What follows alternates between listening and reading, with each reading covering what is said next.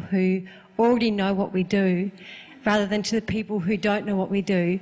And I've done focus groups in the past where I've given people who aren't my audience the poster and said, what do you think this is? And so often they have no idea what it is.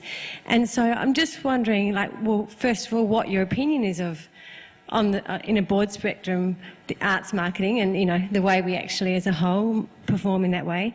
And also how you bridge that gap between leaving the story a little bit unfinished and actually allowing to build new audiences and involve the people who aren't your subscribers or, yeah. You need to tell a story which isn't just about you. So you need to tell a story which is actually about being alive today in some way. Then everyone will be able to fill it in. And you need to tell a story which is about an emotion that all of us have had. So the Big Pond Telstra ad is about humiliation, being humiliated in public. You know, that's the kind of story no one's ever going to misunderstand. But clarity is really important. So if it's very complex, or if it comes from a position of superior knowledge, people will pick that up as well, and they'll turn you off.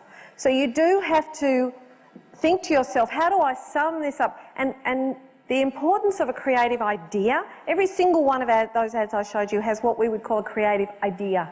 It has a concept attached to it. Probably the highest concept is the first one I showed you, of the, have you ever noticed how protected you feel when you make yourself small? That's a really clear concept, and it's very lateral. It's come out from a totally different place. Things like that are fine as long as you tie them up really tightly at the end so everybody gets it.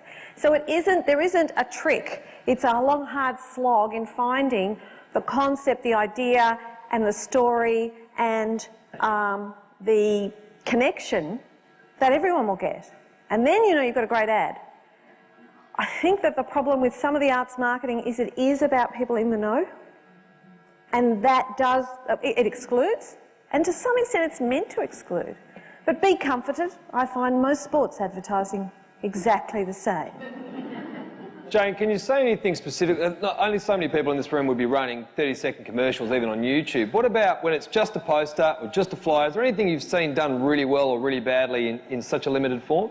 Oh, there are brilliant posters all the time. Posters is considered the absolute pointy end of the advertising creative industry. Like, if you can do it in a picture and, you know, a few words, you can get across what you're trying to say in that. You're a master of your art. And that is the best way to do it, a picture and a few words.